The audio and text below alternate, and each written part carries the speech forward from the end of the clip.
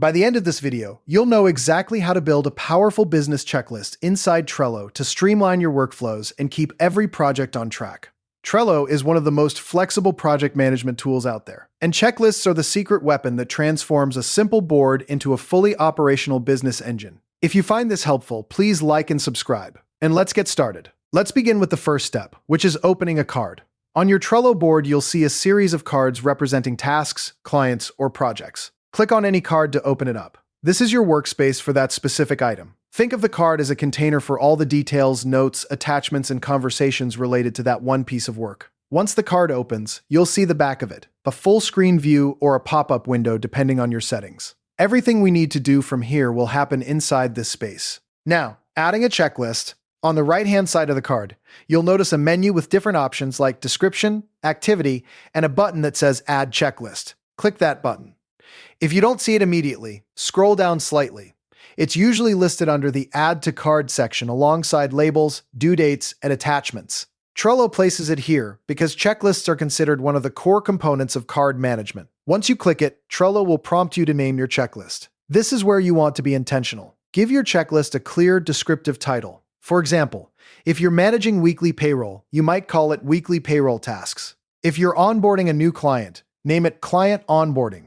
The reason this matters is that you can have multiple checklists on a single card, one for each phase of a process. A vague name like To Do won't help you later when you have 4 checklists stacked on top of each other. After typing your title, click the blue Add button, and Trello will instantly create an empty checklist attached to your card.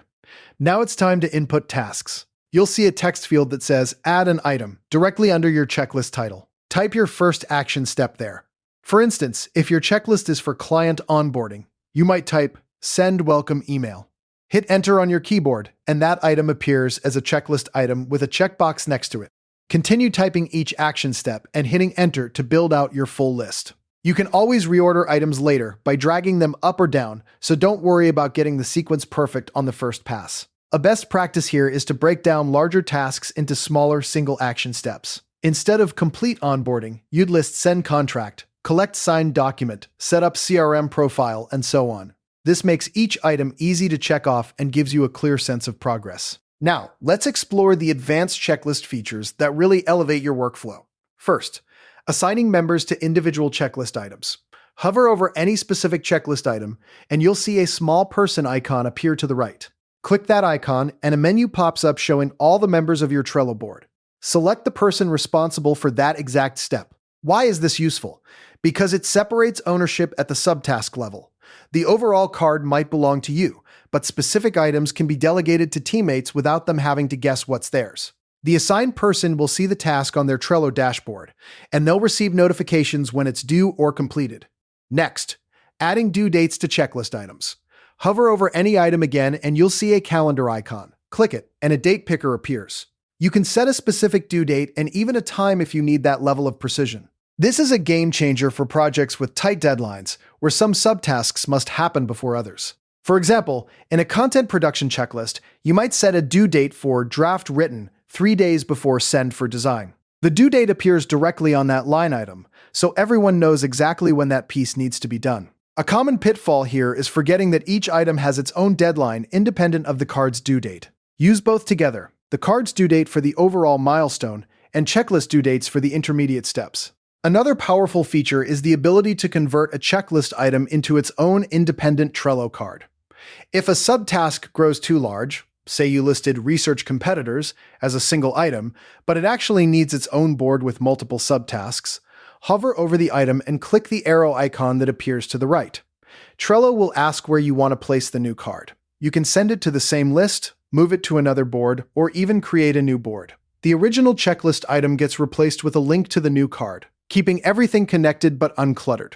This prevents your checklist from becoming unwieldy and maintains clean, organized workflows. Finally, save recurring workflows by using checklists as templates. Once you have a checklist that works perfectly, say for weekly payroll or monthly reporting, click the 3-dot menu on the checklist title bar, to the right of the checklist name. Select Copy Checklist from the dropdown.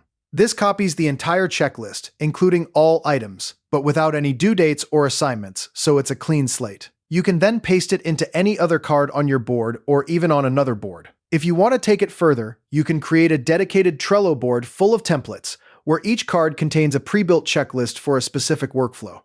Then, whenever you start a new project, you simply copy the checklist from your template card into your working card. This saves hours of repetitive typing and ensures consistency across your team. You've now built a complete, actionable system for managing business checklists inside Trello. From opening a card and adding a checklist to naming it thoughtfully, inputting tasks, and leveraging advanced features like member assignments, due dates, card conversion, and template reuse, you have everything you need to keep your projects organized and your team aligned. The real benefit here is clarity. No more wondering who does what or when it's due. Every step is visible, accountable, and trackable. If you want to take it even further, consider creating a board specifically for your recurring workflows and sharing it with your team. Drop a comment below if you have a go-to checklist you use every week. I'd love to hear how you structure your business. Thanks for watching, and don't forget to save this video so you can come back to these steps whenever you need them. I'll see you in the next tutorial.